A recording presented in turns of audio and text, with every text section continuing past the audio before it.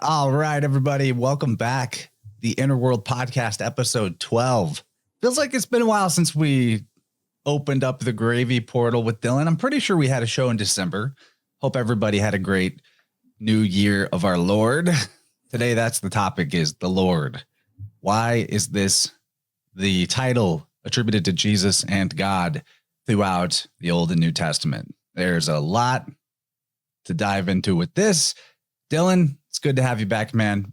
Other than just continuing through the work of Robert Taylor, what drew you to this subject to get us started? Well, I think the most important thing about it is the word for that is an epithet for Jesus, Kurios or Kyros, is something that he's referred to.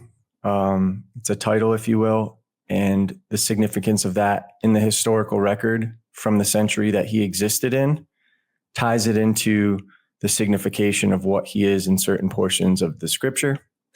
And this is important because I think the goal for us, or at least for me, is just to end controversy. There's a lot of things we talk about that there is no reason to teach or spread information contrary. It's just observable in the historical record. It's just there. And so that's what we hope to do. That way, we'll provide context and give citations so people can see it. This is how it is in the historical record. It's not, I think one of the weird things that I get that people used to bring up with me when I talk about some of these subjects is be like, oh yeah, that's the zeitgeist, right? Like you've seen Zeitgeist, and I've never seen Zeitgeist. I have no idea what Zeitgeist is other That than movie like, messed me up. It was like when a I was in high popular school. Yeah, I guess it was like a popular atheist YouTube for a couple of years. Not that I'm blaming it, but when I saw that list of syncretized solar deities that they give in that film, which you've never seen, and a vast oversimplification, it made me throw out everything spiritual or God related for a good couple of years. And man, that was not healthy. That was a rough time for me. Yeah. And also to preface this, Chance and I, we both have interests in this from different angles, but we share those same interests. Just I'm more heavier on the historical aspects of this stuff. He's really into the philosophy. I like the philosophy behind it, but for me, I'm also using it to try to rectify the chronological record and some of those things. And so none of Which this is hard. That's hard to do. That's why, you can have that side of it. Yeah, I'm really interested in it too. Don't get me wrong. Yeah, no. And like I said, it is interested in learning the philosophy, why they would do this. And one of the best works that I'm going through on my Substack right now, for those who are interested, is learning the roots and the so-called Imanian radicals. But those Imanian radicals can't be demonstrated to be from the kingdom of Amun. It actually, my work supposes that I can demonstrate just as easily as you could suggest it comes from the Orient, I can suggest it comes from Italy, if not more likely Italy. And there's way more to support me in the historical record, or the archaeological record. Now, just to preface this stuff, the reason I mentioned why you and I come at it at these different angles is we're not here to address what any of the members of our audience believe or practice spiritually or any of that stuff. That's you're a sovereign, you're a big boy, big girl, whatever. You don't need to appeal to us on what to practice for your spiritual, whatever helps you get through the day and have a fruitful life. But there is something that does concern me, is when you pass your beliefs off as history, when they are demonstrably not the case. So that's where I would step in. And I don't really care to go to other people's platforms and tell them these things, but I'm assuming you as an audience member had to click something. You had to come into this podcast, whether it's a thumbnail, whether you're a member of Chances or my audience, whatever it is, whether the algorithm shows you something, you still have to click on it. So if there's anything that does upset you and you get touchy about religious subjects, now would be the time to tune out. But if not, if you're open to seeing, the full nature of what's going on with the things that the New Testament and all that stuff purports, you can see very clearly that Some of these things are not even ever meant to be historical. And you can see it from the language if you look at the Greek. Yeah, man. What I'm going to add to this is this very one curious circumstance of the use of the word Kurios for Lord towards Jesus in the New Testament. I think there's a strong pile of evidence that I'll go through in my notes to show that the same concept applies to the Old Testament. And that when you look at it through this lens, you can see maybe better than most other ways of trying to approach this particular conclusion that rather than Christianity being a like sequel to Judaism, they're more like parallel manifestations of the same system. And that's going to become more clear. Got to bear with us for a few hours. On top of that, the system that I'm referring to is not just about a religious idea, but it's the ecclesiastical system and the feudal system. And all of that is baked into the language of both the Old and New Testament. It's going to be a good ride, a bit technical, but I think that's what people are here for. It's the fun stuff. Yeah. And a great way before we dive into something that I want to address is when I see people arguing points online, they're very specific about like a letter or two different. And it's because it's a coping mechanism. What I see is that they don't realize that in older languages, terminations are designed to give context to the root word, which is then, and even the root is designed to give context to a radical, which is the very core of it. So you have things like articles and particles, and we'll explain that in the next episode. But I just drew up this thing this morning to just kind of show you what I'm talking about.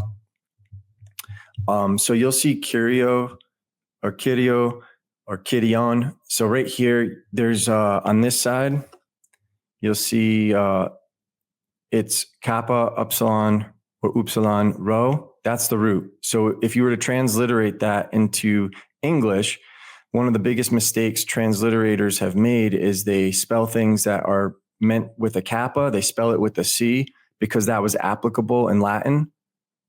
But since the English has come out in the Cyrillic, the C can often function like an S. So that's confusing. So that's why people say Cyrus instead of Kyros.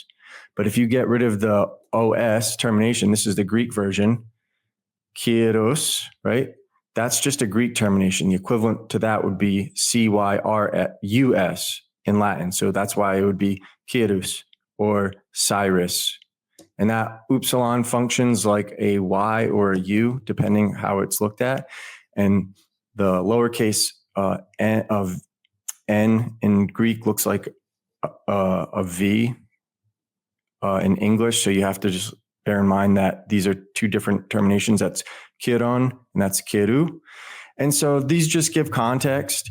In these cases, usually like a masculine gender or a neutral gender. So it's just important to know. But that gender is important because it also debunks some of the Arabic nonsense and some of the modern occultist nonsense who perpetuate this idea that the sun was considered feminine. Now, I will concede that these archetypes take on feminine and masculine genders depending on the region. But in the terms of this, the context of this, which we're going to talk about from Persia and in the New Testament, it's not feminine. It's masculine. So I just want to establish that stuff and kind of clarify that the same word, the same name can be spelled at least 3 different times in the same sentence, depending on what the context of the sentence is. And we're actually going to show you that in the historical record today. So I'm excited for you, all you guys who are history buffs. You're going to really like this. It's going to be a good time. Honestly, the feminine or masculine question of the sun, to me, is missing the point that the god was meant to be androgynous in the first place, but more as a father with the qualities of a mother than a mother with the qualities of a father, if I had to. But we're just mincing a point here. It's not that important. Why don't we jump into the first part of your notes. Let's get through the first two paragraphs and then I'll take over. Okay, perfect. So, Taylor started his chapter of the Lord with a citation from Luke 27, verses 5 and 6. And it reads, "And the apostles said to the Lord, add us to faith. And the Lord said, if ye had faith as a grain of mustard, ye would have said to this sycamore, be uprooted and be planted in the sea, and it would have obeyed you." Now he wrote, the greatest error ever committed in the world was the suffering the sacred scriptures to come into the hands of the common people. The greatest crime ever committed by man against the peace and happiness of society, as well as the holy majesty of heaven, was the act of translating these sacred records into the vulgar tongues of the different nations of Christendom, and thereby putting barbarian vanity and savage fanaticism into a mad conceit that they could judge as well of the nature of the deep things of God as his own holy priests, who, by his express appointment, were to be the ministers of Christ and the stewards of the mysteries of God, from whose oral instructions alone the people were to receive the measures of divine truth apportioned to their capacity, and of whom God hath said, the priest's lips shall keep knowledge. The people shall hear the word of the Lord at their mouth, and by their word shall every controversy and every stroke be tried. It amazes me, says the great critic and most learned Protestant theologue, Dr. Markland, in his letter to the learned Boyer, it amazes me when I consider what strange oversights have been made in the New Testament by men of the greatest learning and sagacity in a book that has been read more than any book in the world. What can be the reason of it? They would not have done so in any other author. Reverence, perhaps, has got the better of common sense. I could send you instances that would astonish you. Wait, is this a theologian having trouble with the fact that when you go into the original texts, or what passes as the original text translated into English, much of what is there bears no resemblance to what the English translation turns out to be? How could that be? We're going to show it. We're going to use the historical record to show it. And that's what I love about etymology and all this stuff. And just having access to certain works. And I think that's the real problem, at least if I speak from my own experience. If I were to recall like the beginning of this process for me, you hear things and people allude to things and people repeat things that they've learned from other educated men, but they never learned how to do things themselves. So they can't demonstrate what they learned. They can just repeat what they've learned. And that's a big deal, because what we try to do here is we demonstrate what we learned. So we teach you a skill set so that you can learn how to see it for yourself. And then you can look at this word in any different language, any different philological construct it takes the form of, and you can see it because you understand the universal priestcraft, or the universal system of alphabets and language, which I call Sanskrit, because if you look at the roots of these words, they were all titles of deity before they found themselves into these like variations. And that's what's interesting about it. So I want to highlight what Taylor says here, because I think it's really profound that he's saying the greatest crime ever committed by man against the peace and happiness of society and against the holy majesty of heaven was the act of translating these sacred records into the vulgar tongues of the different nations of Christendom. This is not a small claim coming from Taylor, somebody who was quick to point out the criminality of the priest class at large. For him to say that it's actually worse for the scriptures to have been translated into the common tongues than it was for the priests to hold the hegemony of power and literacy of the scriptures to themselves, when he is very clear that they were not a benign, rulership over the world before these translations were made. that is really saying something, that it actually made things worse for people to get the common translations.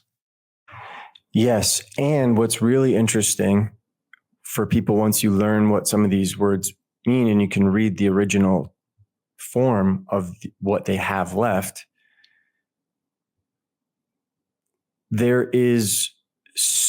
translating is not an easy thing.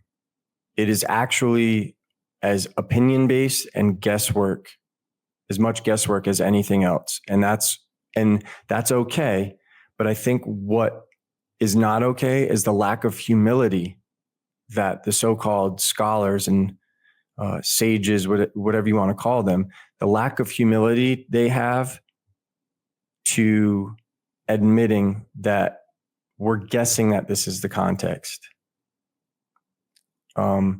Like if you were to say good luck in our language, people know what you mean. But if you went to Italy, you would hear a phrase that meant good luck, but you translating it literally in your mind would be like, what the hell does that mean? When someone says in the mouth of the wolf, that's their way of saying good luck. And that's pretty cool. I like the French version, bonne chance. But that's, what does it translate? Good chance. Yeah. So good fortune. Yeah. So, and it's funny is I've never taken French, but bon is going to be bono, good, Latin, so like once you know these little things, the difference of language that is, I like to highlight is once you get past the idiomatic nature of it, it is the same system in certain parts of the world, but also they're in parts of the world that seemingly didn't have connections to each other. And that's what's fun to try to do the investigative work is how do they have the same system, even though the idiomatic nature of it makes it a different sounding / different language, right? But the systems are all the same at the core. The only thing that changes is the way people arrange it.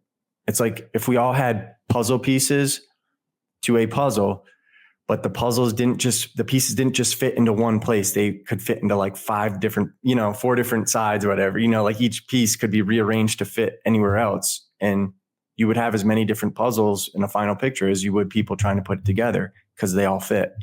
So that's kind of what I see with the language. Okay. So I'm going to demonstrate before we even go far into the New Testament, how these oversights are certainly not limited to the New Testament. Oh, can I really preface really quick, just so everybody knows, there's no Hebrew, like the story of the New Testament is that it is a Greek translation of Hebrew documents, and there is nothing in existence to corroborate that. It's just claims. And I think one of the things that people like Taylor and others have figured out is that you can tell by the way some of the words are written that they were written from a Latin mindset trying to make it appear Greek. So it really is, you have to remember that the New Testament is Latin, and they've just translated it into Greek and said they translated it from Hebrew. That very well may be the case with the Old Testament too. There does seem to be some intentional obfuscation around which is older, the Greek or Latin, but giving them the credit that maybe they don't deserve, that the Old Testament really did, as is said, come from Hebrew and then was translated by the 70 into Greek, we would still run into the exact same problem. New Testament, you mean? No, I'm talking about the Old Testament. Yeah. The fact that it was written in Greek first and then translated into Hebrew to make it appear. Yes. Yeah. That's gotcha. More likely the case. Although, taking them at their word that it was ancient Hebrew and then translated into Greek, although there's no corroborating evidence for that. We would still run into the ability to make the points that we're going to make here. So the oversights are definitely not limited to the New Testament. In the Hebrew Old Testament, God has many names. Most, if not all of them, are in some way similar or identical to the names that polytheists, aka the pagans, gave to their gods. Godfrey Higgins, my man, Anacalypsis, get you some. This is an essential book right here. He explains why this is not realized by most modern Bible readers. Quote, to disguise this, the translators have availed themselves of a contrivance adopted by the Jews in rendering the Hebrew into Greek, which is to render the word Yad-He Vav-He, or I-E-U-E, you, and several of the other names by which God is called in the Bible by the word Kurios, or Lord, which signifies one having authority, the sovereign. In this, the Jews were justified by the commandment which forbids the use of the name you. But not so the Christians, who do not admit the truth and evident meaning adopted by the Jews. Thou shalt not take the name of you, thy God, in vain. And therefore they have no right, when pretending to give a translation, to call God by any other name than that in the original, whether it be Adonis, or Yea, or you, or any other. The fact of the names of God being disguised in all the translations tends to prove that no dependence can be placed on any of them. The fact shews very clearly the temper or state of mind with which the translators have undertaken their task. God is called by several names. How is the reader of a translation to discover this if he finds them all rendered by one name? He is evidently deceived. And in that, think about how unfortunate it is for somebody who doesn't know how to read these languages and see the form of them. You're just reading it from English, and so you're trusting that the translations are accurate. And so, no, God said this, God said that. Well, which one? Was it Jehovah or Jehovah, as people call it, or Yahweh, as people call it? But it's actually Jehovah, or in Latin, Hova, which is, everybody knows, is an epithet for Jupiter. Was it Yah or Adonai or Elohim? Elohim or, Kurios? Shaddai? Could be Shaddai. Yeah. I mean, it's, when you think about that, you're, by just translating it as Lord or God, you're destroying the context. And the context is what the vulgar doesn't want to concede, that there's an astronomical nature to this, which we'll get into. All right, Dylan, I'm going to have you take it all the way down to the terms of art. So there's quite a lot there. I'll let you know when I'm going to take back over, but Perfect. This is a bit of a longer flow. Okay. So Taylor continued, and if learned men have made such monstrous blunders and fallen into such egregious mistakes as they never would have fallen into in the understanding of any other book, what must we think would be likely to be the misconceptions and misapprehensions of the unlearned and unstable, but that they should wrest the scriptures, as indeed they do, to their own destruction?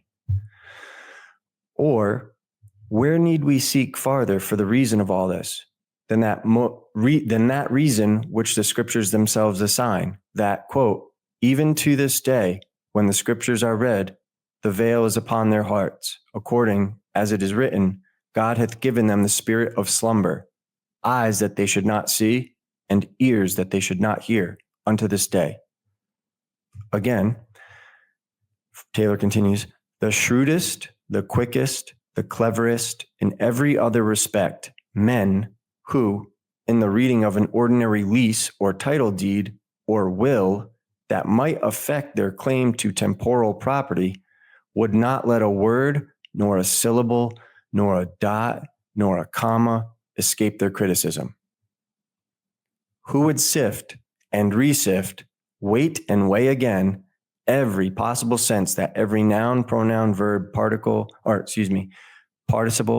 adverb, conjunction, preposition, or interjection of such a document would bear, will read their Bibles with their eyes shut. Oh, vertiginous. But it's true. And that's what I was hearkening back to with the beginning of this, when I was trying to show how people infight over all these little variations of like spellings and all that stuff, but they're not, that is also blocking them from understanding the context and the historical record.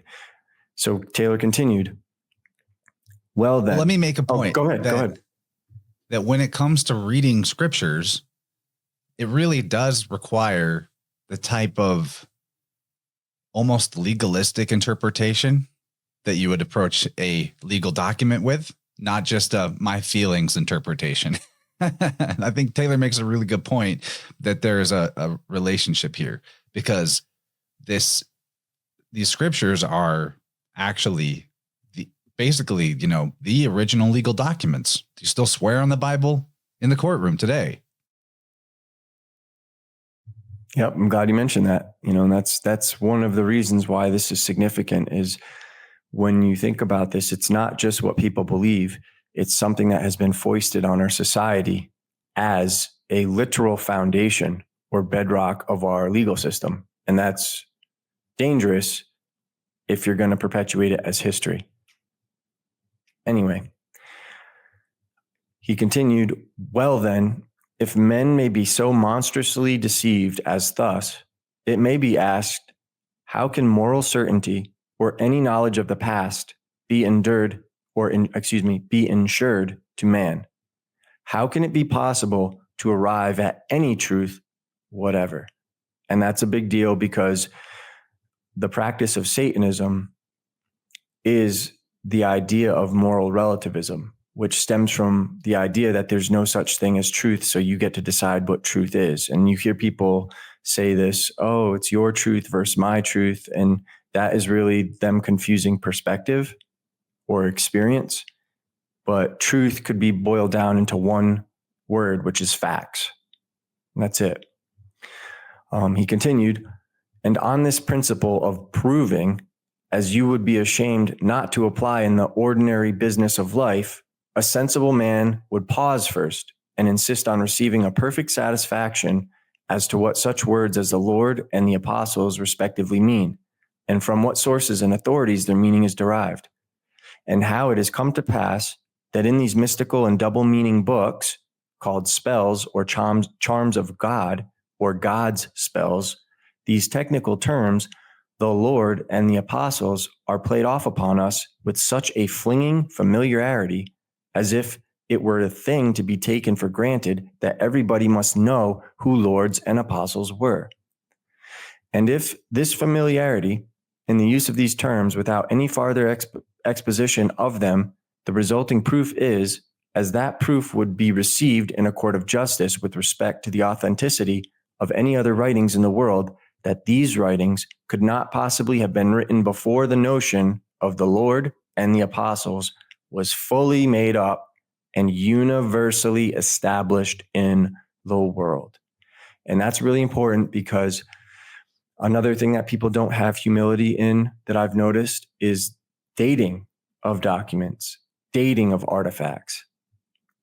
It is as much guesswork as anything else, and it requires this type of logic. Like, how could somebody be writing about the Lord and the apostles, dating it to a time before the Lord and the apostles was fully accepted and made up and universally established in the world? You know what I mean?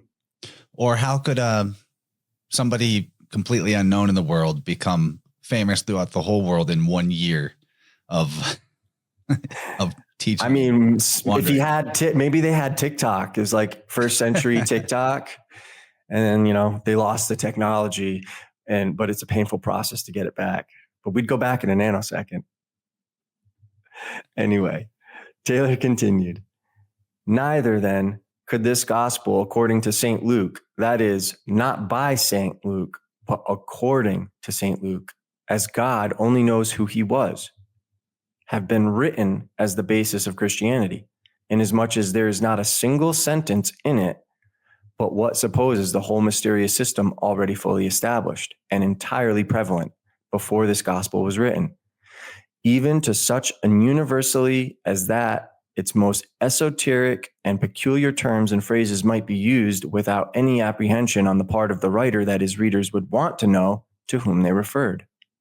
Assume any terms of art to be used with great familiarity in any treatise, whatever, and you have, in the familiar use of those terms, a chronological demonstration that treatise could not have been written before the general understanding of mankind was fully possessed of significancy of those terms, and the art to which they belong sufficiently apprehended and understood. Do you want to jump in or you want me to keep going? Well, that's exactly where I want to jump in. This is huge.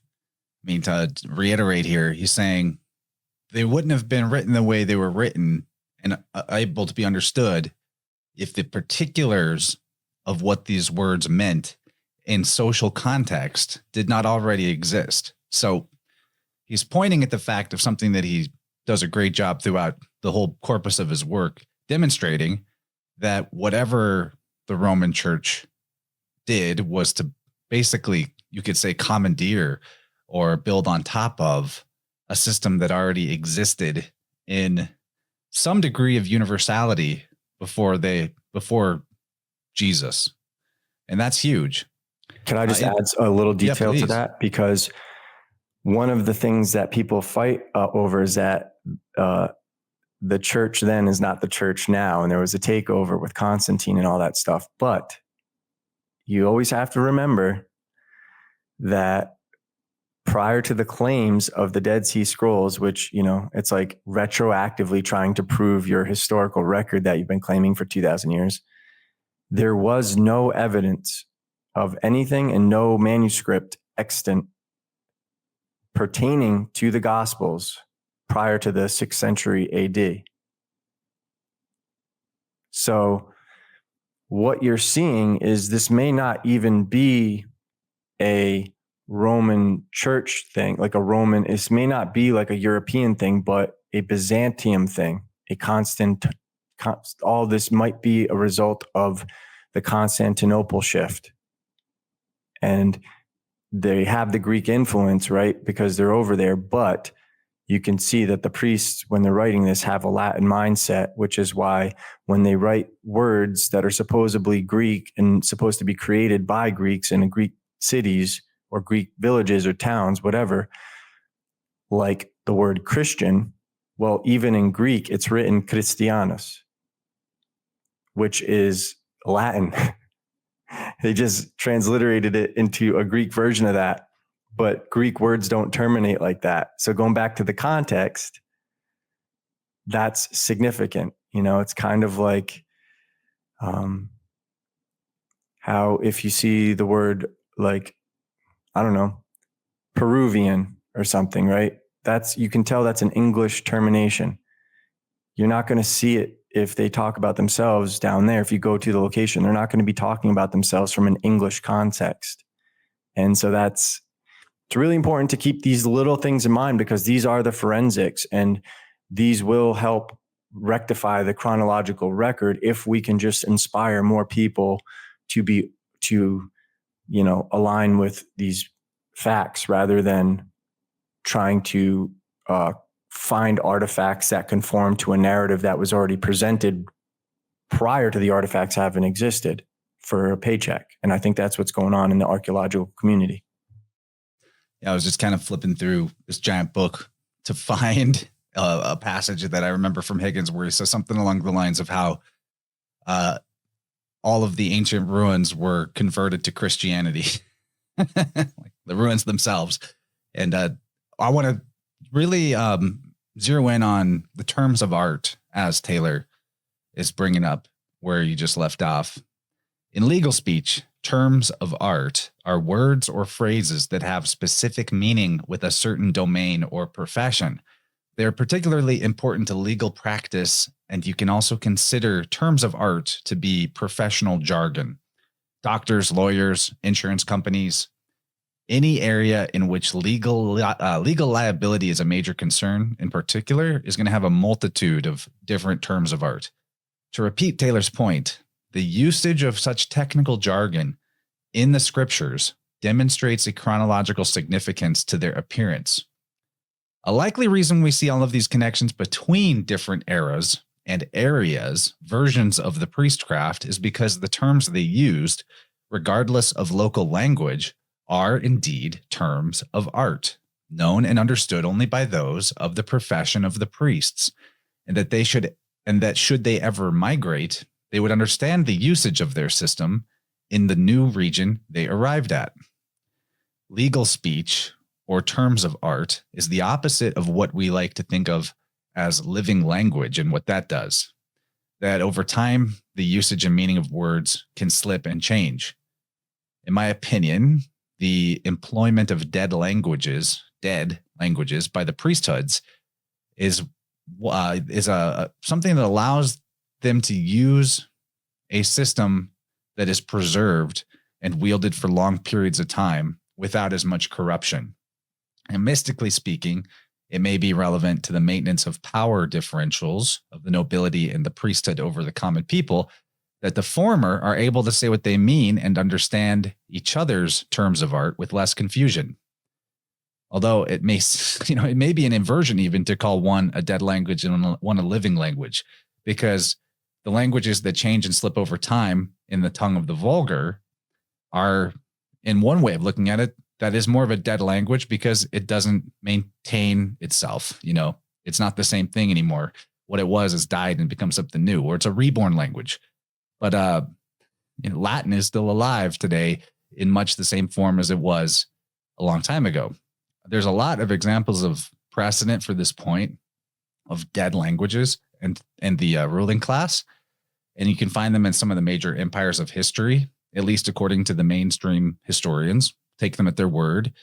The old Babylonian period from 2000 to 1600 BC, allegedly, was a time that the Akkadian and Babylonian magi, or astronomer priests, were the only people fluent in the older Sumerian language, which was not spoken, but was written and understood by the literati, or the literate magi. In the same way, Hebrew is said to have been a dead language for centuries. After around 200 BC, I don't think that it was alive before 200 BC, but that's beside the point. It was not revived as a spoken language until the late 19th century. That's how young Hebrew is, but was still the primary language of Jewish religious texts and literature before that. Sanskrit is the same thing. Basically, there's no native speakers of it, but it's used by the Brahmin caste. And obviously, the most obvious example is the usage of Latin by the Catholic Empire, not understood or spoken by anybody but the learned elite and the priesthood. And I'm pretty sure there's more examples than that, but those are the obvious ones, and they make the point. So in the same way that the terms of art protect and obscure the workings of the legal system, or the doctor's jargon creates an aura of superiority that invites credulity from his patients, the use of the dead. What doctors even do this? They they diagnose you with something that has like a Latin sounding name. It's the same, the whole hospital system is this built on the exact same system that the legal system is and the ecclesiastical feudal system. They're actually just wings of the same thing. Absolutely. So the use of dead languages by the priesthood, whether in the form of the doctor or the lawyer, or the magistrate, it preserves the hieratic secret of letters from the vulgar or profane, and it theoretically slows down the gradual creep of interpretive errors that are brought about by the translation of scriptures into the more mutable common tongues. So I wanted to bring that up because when we're discussing the use of this term Lord, as we go forward, understand that this is a term of art. This is a legal speech term, and it's going to be really clear as we eventually proceed through all this.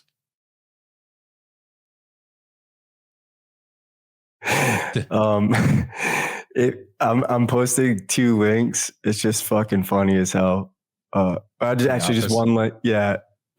So that's a term that what people you always see in these like during like football games and shit when they have their like Viagra commercials and stuff, and they're like, if you have such an longer than 3 hours, 4 hours, call your doctor. The term for it is called Priapus, and it's based on that mythological fertility god, which is you'll see depicted with the caduceus and has that like Pan archetype symbolism and all that stuff. But something you said, getting a little bit more serious, do you know what the key to translating Hebrew was and like bringing it back? The Rosetta Stone. Worse, way worse. Worse. Arabic. So without Arabic, they wouldn't have been able to translate Hebrew, which may mean that Hebrew is a younger version of that, or related to, or an older of something that Arabic evolved from. But the point being is the oldest variations of what people would call Arabic is going to be, I think those people that are the Nabatean or whatever they're called that were claimed to like be part of the people who built Petra, or that maybe didn't carve into that stone, the like kind of Greco-Roman temples. But it really only dates to like the 1st century BC. And generally speaking, when I see a lot of these older inscriptions, they're using letters that are from the modern versions of the more ancient alphabets, like the Etruscan and the Phoenician. And one of the things that is observable is that it is impossible. It's mathematically impossible, or percentage-wise impossible, for Sanskrit, Celtic, and Latin to not be from the same source. And it is well known that Latin is from Etruscan, which follows logically that Celtic and Sanskrit must be from Etruscan. And it can't be from the Orient, because Celtic the ancient languages of Italy, so they are Celtic, but they're Etruscan, Ligurian, like all these like places in Sardinia, Sicily, and all that stuff. The ancient languages have no affinity to Indo-European or anything from the Orient, which is why they can't be translated today. The only thing they can do is get the gist of them based on the words that still exist from Latin that they use. So I can make the case in almost certainty that the system we're dealing with is from Europe and not from India, that has been supposed by everybody else. And I think they did that because at some point they suppose that the Chaldeans, who they conflate with the Kasdim in the Bible, but it's spelled totally different. If you actually look at how the word appears, it's the only letter the two words or names share is the D, right? It's totally different, but they suppose that is the first civilization in the historical record, and that's where we all come from. And I don't think that's accurate. But everybody has kind of conformed their work. When I say everybody, I mean the majority of scholars from like the 1600s to, when all this stuff was instilled, when that classical Greek was instilled in the education system in the 18th century and all that stuff, all of these scholars are of the mindset of conforming their great work. Obviously, it's amazing work, but they're all under the mindset that it comes from Chaldea. So they have to conform everything to come from there. When, if you look at the archaeological record, there's much older stuff in Europe. It only takes a little L to R swap, and you've got the Kurdians, the Chaldeans, the and Lord that's important. gods. And that's important because K-U-R, Kurios, or Kurios, right? Well, that's the root. But if you just address the radical, it's Ur, U-R, Kasdim, of the city of Ur, of light, the city of light, the city of the sun, which we're going to get into. Bring us into your next about 4 paragraphs here. Perfect. So Taylor continued.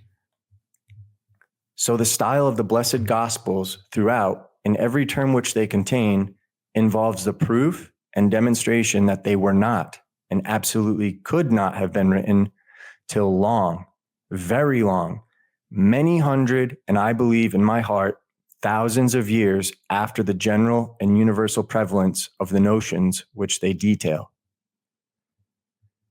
They are not the rule of what the faith should be, but exhibitions only of what it was. Christianity is not founded upon them, but they are founded upon Christianity.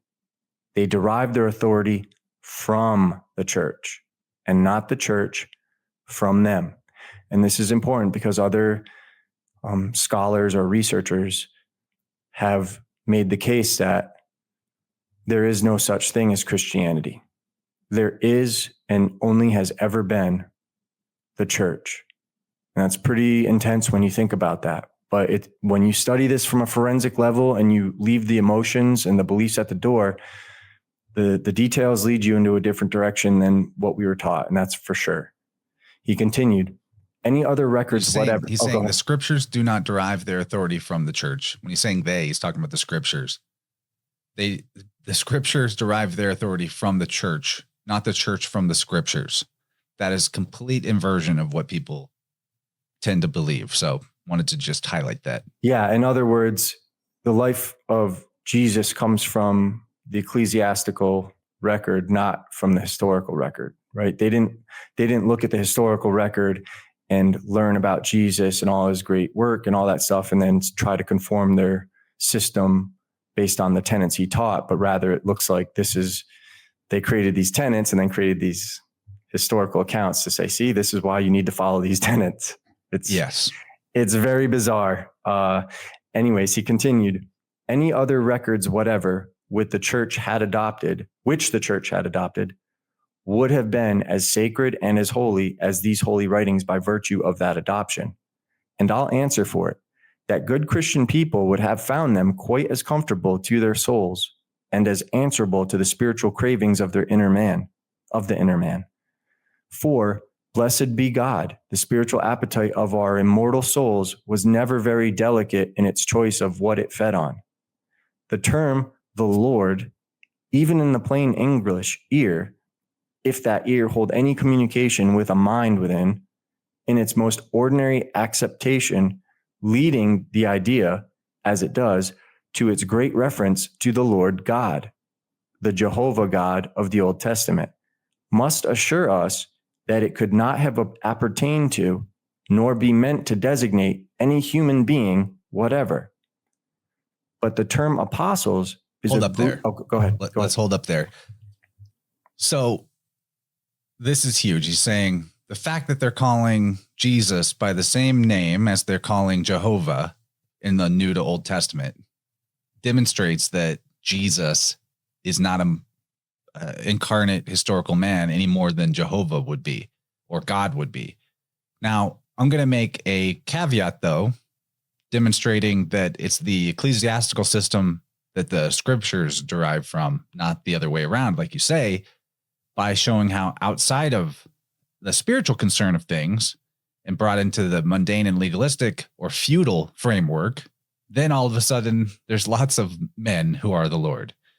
So a Lord, or the Lord as a legal term, should definitely draw our attention.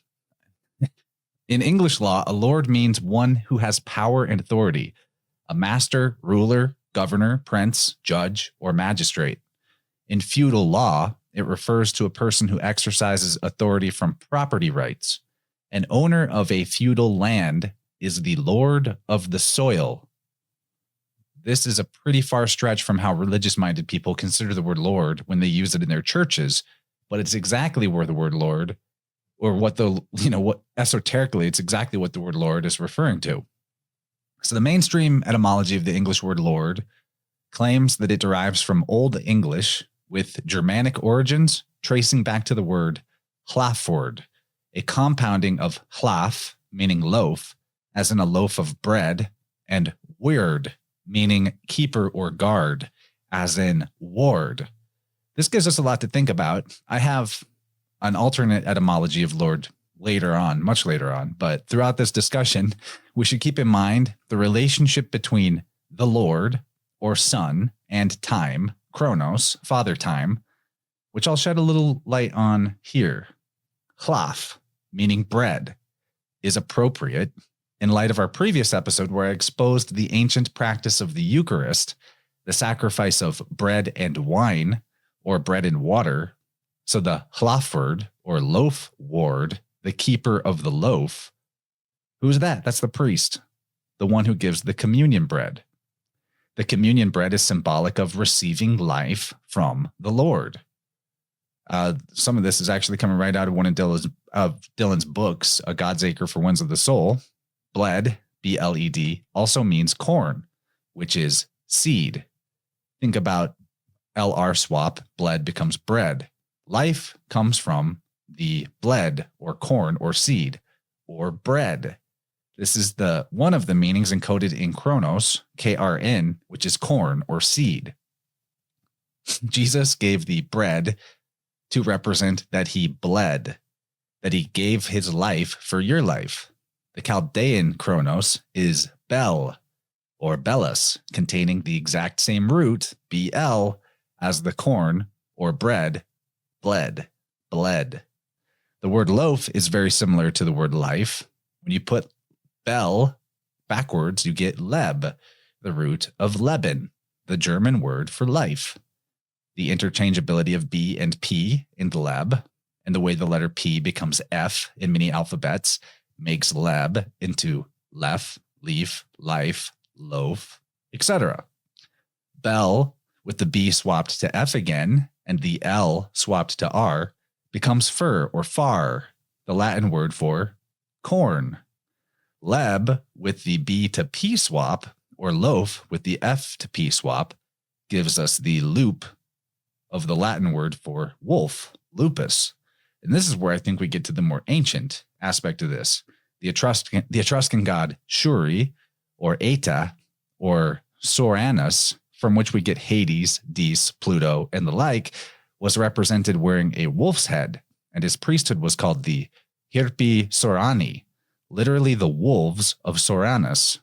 The word Hirpi meant wolf in the Velascan language of southern Etruria, allegedly, but the Latin Hirpi later came to mean goat.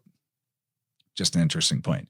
Another worthy point here is the demonstration of the letter swap from G to W in the word weird or ward of the compound word hlaford, which is a synonym with guard, ward, guard, G to W. See what I mean?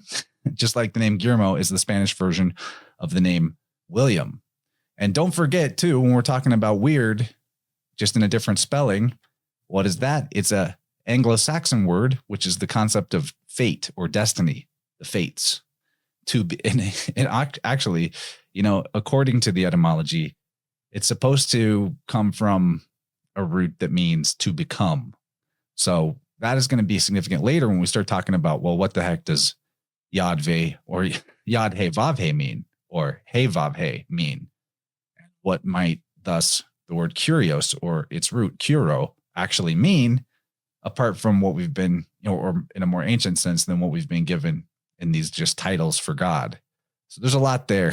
Might go listen to that again, but the Lord as the loaf guard, the giver of the loaf, I think that's a pretty fantastic etymology demonstrating, that it's related to the ancient priesthood, especially that we now know from the previous episode that the communion is way older than the Romish church, way older. And here you see, I'm showing you how Kurios is also, if you just look at the root and the interchangeability, the philological interchangeability that you'll see it in different cultures. Kyris, we say series, but Kyris. Kurios. It's just the female archetype of the sun, the queen of the grain, if you will. And real quick, I don't know why I either forgot about this or I just revisited it or I just learned it for the first time and it just kind of made sense. I'm like, oh yeah, it's so funny. I can't believe I never really harped on that. Do you know what the female equivalent of Lord is? Lady? Yeah, lady. So we say lady still, but it has totally cheapened it's totally been diminished, Whereas we don't say, hey, what's up, lords, to guys, right? But we do say, hey, ladies, how you doing? You know what I mean? So it's it's this weird thing. So when you see an archetype called lady, that is she is your Lord. And it's very important not to forget that context because our modern language cheapens it so much. Yeah, I haven't even really dove into the etymology of lady, but the first thing that comes to mind, anything that starts with an L, is to just swap it to an R. And the lad of lady or radi being like the Latin radius, which is a word for the spokes of a wheel or the rays of light, the beams of light that come off of the sun or any other light source, the fire. So that could be. Yeah. And you can see, and if you look at like the genealogy of Ceres or Kurios, you can see like, it's like she's coming from the Saturn or the Kronos archetype, and giving birth to the Jupiter and all these other things, which are then giving birth to the Bacchus and, all that stuff, Proserpina. It's just, you can see that there is like a system, and it gets rehashed all the time and reassigned, but it is an initial system that all of this comes from. Do you want to continue with, or do you want me to continue with the term apostles?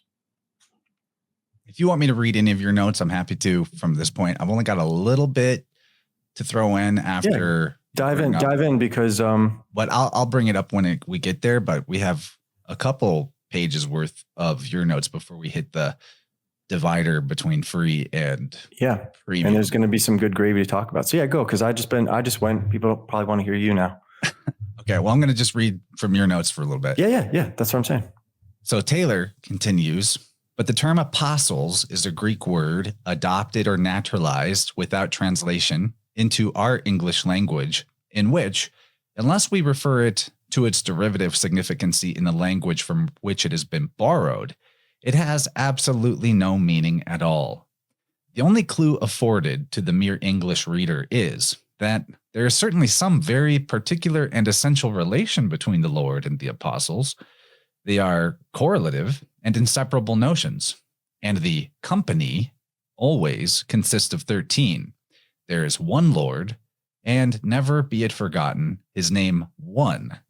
But there are always 12 apostles, neither more nor fewer, but so necessarily and essentially 12, that when one, as good as any of the rest of them, hanged himself, another was immediately put into his place to keep up the exact number of 12. The words of the original Greek text are kai etan oi apostoli tu Kurio, ipe de Kurios. Taylor's taking, you continue from here. Yeah, this is your words here. Yes.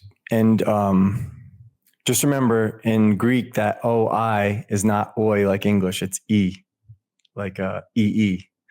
One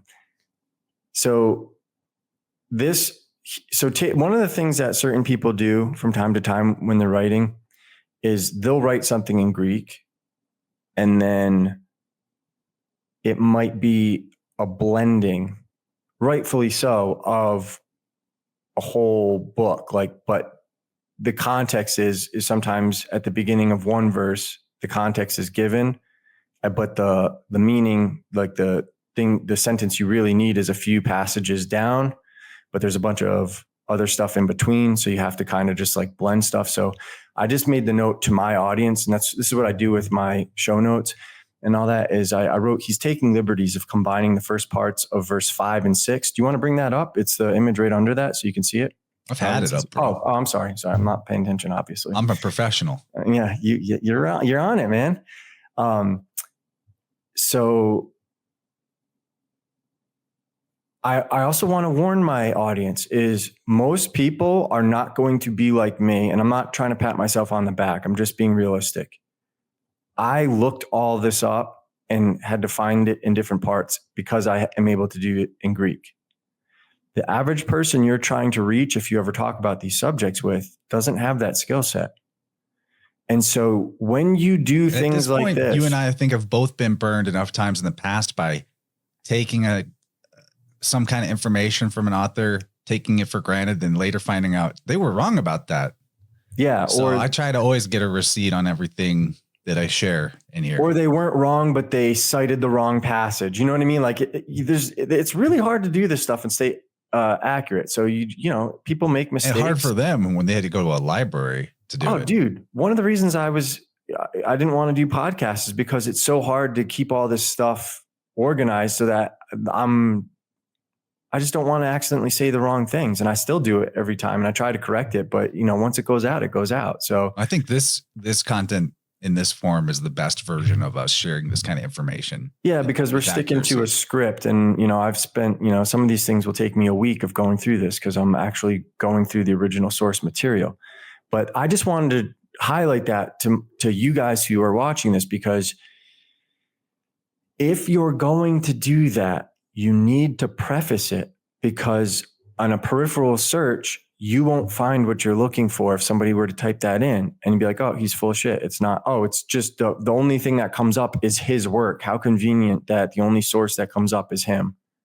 And that's usually a red flag. But it's also sometimes they just haven't updated the AI scanning abilities to scan these ancient languages. So it's not, when you put these letters in like Greek or Hebrew, whatever, the scanner's just not picking them up, or Google's not picking them up, or whatever you use. But I just wanted to give you that warning and advice so you don't make that mistake, because he's still right. It doesn't invalidate that. He just didn't preface it that, hey, I combine these just so you could get the context without having to read a bunch of bullshit. So then he continued, why then was not the term Kurios naturalized into the Kurios? See Luke 17:6, as well as I apostoli into the apostles. It would have sounded as well in the brute ear of unquisitive credulity. And I just showed like how you can even see in that 5 and 6 how, they saw it there. No need to go back to it, but you can see in the same verses, Kurio is written Kurio, and then in the next sentence it's Kurios. These are all just terminations and all that stuff. So it's important to focus on the radicals and the roots and all that stuff, so you can see it for yourself and understand that these aren't different words. And so if somebody were to try to use that as a defense to destroy your credibility, you can expose that. And, there just seems to be this weird thing that people cling to when they get in these arguments, because they're just grasping for anything for this not to be the case.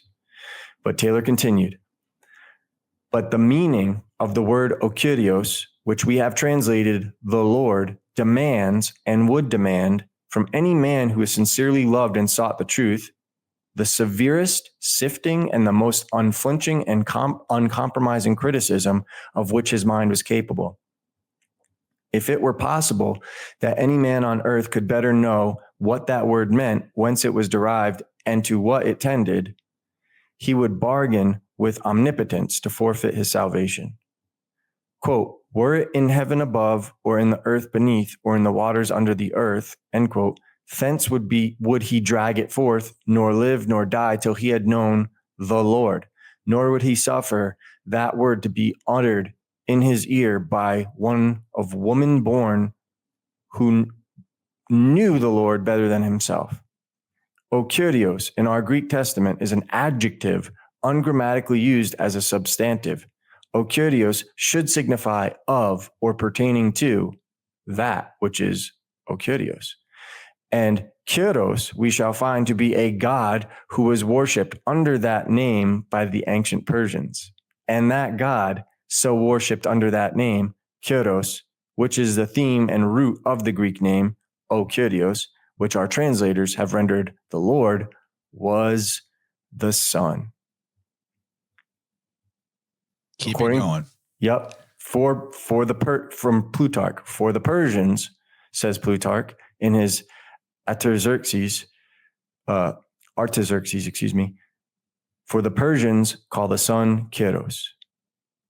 And it's the inscription, if you want to pull that up right under the thumbnail, there is the actual source, and people who are subscribed to my Substack can click the hot link or the link to it and pull it up. You see it right under the inner world picture. If you click source, it reads, the highlighted part reads, Kiron yad kailen persistonilion. It's right there. But if you look to the top, can you put your mouse over, see where that number 2 is? You see the first sentence, the fourth word is Kuros. You see it? No, right up there. You see Kuros. Yep. And then 2 words later, Kuru. So you see in the same sentence, it's spelled 3 different ways. And that's all based on tense to provide context. Now, what that translates as literally is the Persians call helion, which is Helios. Again, these are Greek terminations to signify masculinity, right? Ilion, Ilios. They called Ilion Chiron. Notice how Chiron is essentially Chiron. Are you able to see the sanctum scriptum, the holy script? And Ctesias, the ancient historian of Persia, informs us that Kairos, the Meri, who was expressly designated by Jehovah in the 45th of Isaiah by the titles given to Christ in the New Testament, received that name of Kurios, as derived from the name of the Son. So why is Jesus and Kairos being called the same word? And that scholar he was referring to wrote, Kai Titheta to onoma otu apo tu iliu, which signifies it is, or translates as, and it is named after the Son. So Taylor continues with the citation, thus saith the Lord to his anointed, to Kairos, whose right hand I have holden to subdue nations before him, which is but a repetition of the similar idea of the 110th Psalm. Yahuwah said to Adonis, or Yahuwah said to Adonis, which our translation renders, the Lord said unto my Lord, sit thou on my right hand until I make thine enemies my footstool. But look at how Lord and to my Lord is rendered. Can you pull that picture up so people can see it? It's right there. Psalm 110:1. So you see where it says Yahweh in English, right to the left, that's Jehovah, right? So that's correct. There's no reason to translate the Lord. That's Jove, Jupiter, said to my Lord. If you remove that particle, that lamed, you see it's just Adonai. Right there. Adni. Adonis. And it just becomes such nonsense to make it in English. The Lord said to my Lord. Like, what? Yeah, and it's like, and again, it's one of those things that it changes the context. And even if you can try to make sense of that by translating it in English, you're changing the context, which is then going to change the meaning. And then if people are saying that this is the word of God, you're going to send them off into the world, and they're going to be constantly trying to spread the good news and share this information with people, and they're going to be wrong. It's unwittingly or wittingly, maybe intentional, because some people think it is intentional and claim that it is, but the people who are doing this, they are unwittingly being made to bear false witness in a sense. And that's what I think is so horrible about it is, most people don't want to actually speak lies, And later biblical scholars are going to take the book of Isaiah that is being referenced earlier in your notes here, where Kurios or Cyrus is being referred to, clearly talking about the incarnation of a savior to come soon that gets attributed to the Persian emperor Kurios, who is the one who is said to have freed the ancient Hebrews from their Babylonian captivity. So obviously a savior liberator figure. And then they're going to say that that's actually talking about Jesus. It's not talking about who. It's clearly talking about the Persian Kurios. And why would there be more than one savior? Is because this is they reuse this idea over and over again, and it's there's a system to it of periodical reincarnations of this savior. Yeah. Yes. Yeah. And the context, which we're going to show again, can you just scroll down to Luke 20:42 and pull that up? It's like the next one. Again, this is the context. And by the way, Luke is an exclusively Latin name. People try to make the case that it comes from the Greek leukos, and which means like white. And there are people that have tried to make the claim that it comes from Greek, and especially because the wolf is allegorized as a winter sun archetype with Lycaon and Apollo and all that stuff. But Luke in that context is Lycos, and then there's one that's like Leu, and I get that, but for context, when you start looking at the archetypes and stuff, it harkens back to a Latin origin, in my opinion. Are you talking about Luke 17:5 or 17:6? No, 20:42. It was right below the Psalm 110 that you just did. The word, it starts, my words are, I'll say it in Greek, Lord in this passage is rendered Kurios, thus demonstrating the symbolic affinity of the Lord, Yov, Yahweh, Adonis, Kurios, Kairos or Cyrus, Chiron, etc., being the sun, only veiled to the illiterate. The historical record just demonstrated, and that's allegedly from circa 72 AD from Plutarch. The sun was called Kurios by the Persians, or Kurios. It's the same word. And the reason I spend so much energy on this is so that you guys who are watching us, and you ladies and lords, you get motivated to learn these alphabets. It's just boring and a pain in the ass for the first, till you get it.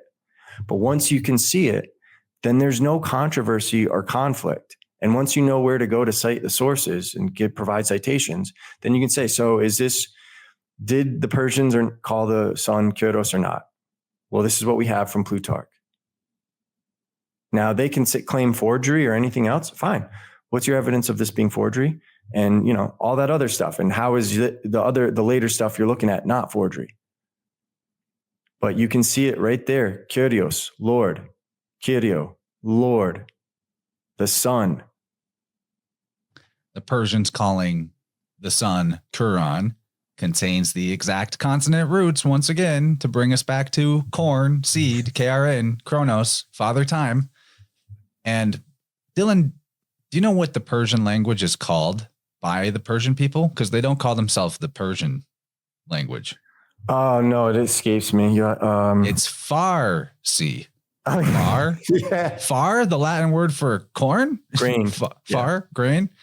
Oh, and don't forget that the only river that's navigable in that region is called Karun. Back to, that's part of the system too, is the naming of rivers after this system, whether it's the Nile or what have you. And returning to the chronological record, ideas of these things, remember that the Persians were the last culture to get the use of the letters. So even what we look at, the Persian letters today, they're a derivative of Arabic. So you're getting a Greek context of what people spoke like in Persia around the turn of the millennium back then. So that's why it's in Greek and not in Persian. And that is also a chronological thing that I would put one of many dots or one of many details that I would file away as an indicator of youth, not antiquity. And that to me is important.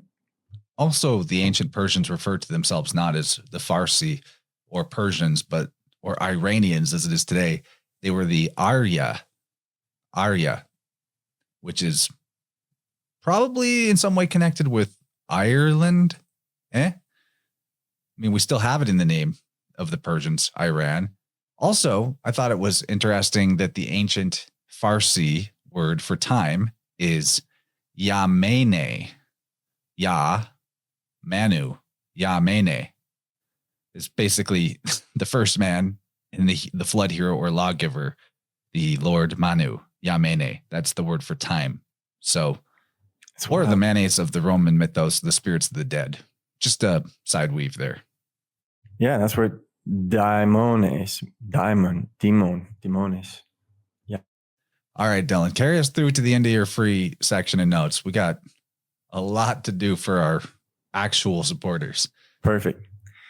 So Taylor continued, though we sometimes find this infinitely important word Kurios written Kuris, Kuris, but still with reference to the sun, the Adonis of the East, as Hesychius, the great critic of the 3rd century, expressly states, Kuris, O Adonis. That is, Kuris is Adonis, as that Adonis was the sun, the name Adonis being compounded of the two words ad and on, being the title of the supreme being, the protos ton proton, the first of the first, or the Most High, and On, the Egyptian name for the sun.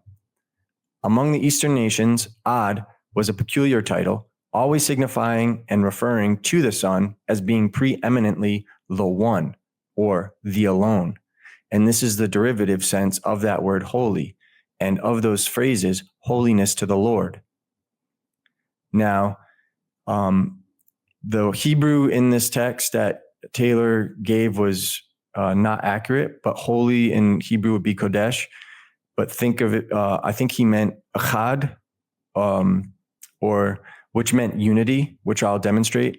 And that's Hebrew, or the Ios, which looks like Agios, Agios of the Greek, the Sanctus of the Sabines, and the Sabines are going to be like that wolf people in southeastern Italy that Chance was kind of referencing, and ultimately the solus or soul of the Latins.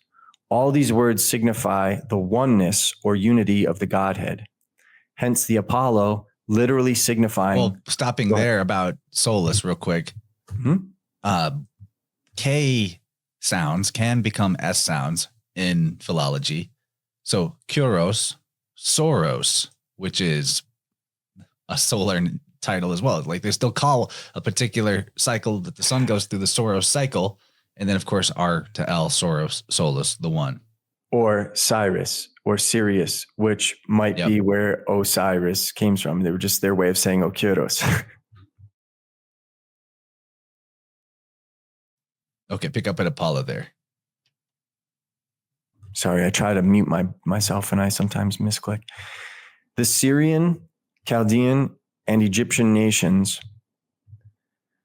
for the greater reverence, doubled the word. Go back up. Hence the Apollo, literally signifying the one, apart and separated from the many. We didn't get that in. Gotcha. Yes, and from many, one. That's the idea of the fasci or the fasces.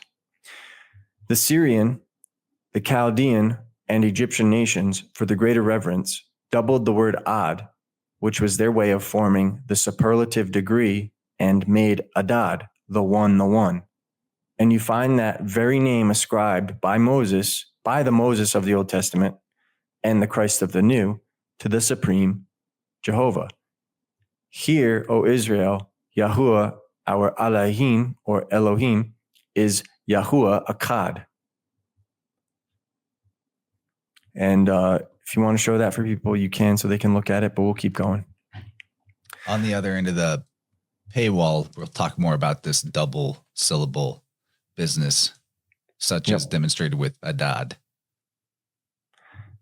And so Taylor continued, but the Greeks and Romans, not content with doubling the word that expressed the one, from still greater reverence, tripled it and sung to the tune, the one. Holy, holy, holy is the Lord. While by the three ones, they still meant only one, and thus made a trinity in unity and a unity in trinity, without intending it, both Father, Son, and Holy Ghost, never having meant more than one God and one Lord, and that Lord God was the Son. Thoth, or Thut, the Egyptian name for the sun, was the root of the Greek word theos. Now, it's important to note that it just looks like TOT in Greek, or THOTH in some renderings.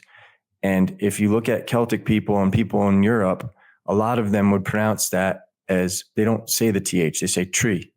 So tree, tria, trios, it all pertains to three, Troy.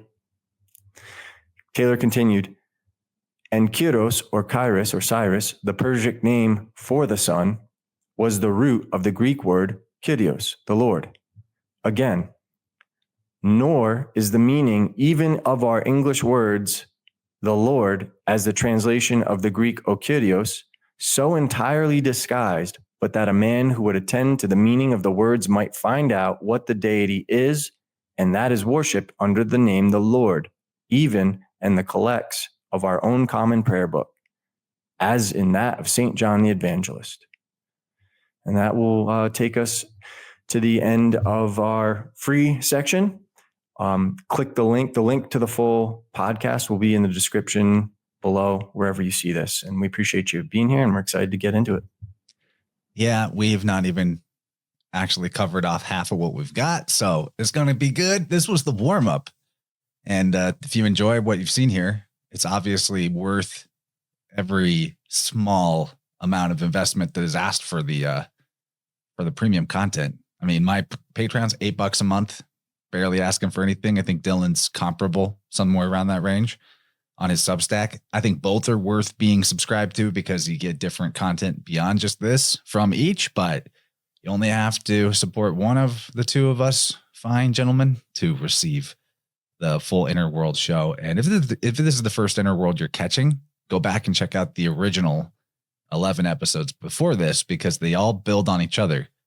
And I'm excited, even, as much preparation as we do, and even having access to Dylan's notes before we start. He doesn't have access to mine. Still, when I hear him go through it, as we're discussing it, I get revelations just pop up as we go. Like what Dylan just said about Thoth or Teut, and the Irish not being able to say THs, and they say it like tree instead of that just brought to mind even more weaves and gravy about the other meaning of this word hey vav hey, or yad hey vav hey, related to oppression and grieving. So that's going to be fun on the other side. Just a little teaser. It'll take me a little bit for us to weave that in, but it's and for the context, I'm sorry I didn't say this because I just always assume that people have been here with me. Tot is tutatis. So you'll see this on like Roman Gallic rings and stuff. It's TOT, and you see it in Britain. So you could say that they got that from Egypt, or maybe they brought it to Egypt. And when you look at the architecture of the Great Pyramid that nothing has duplicated,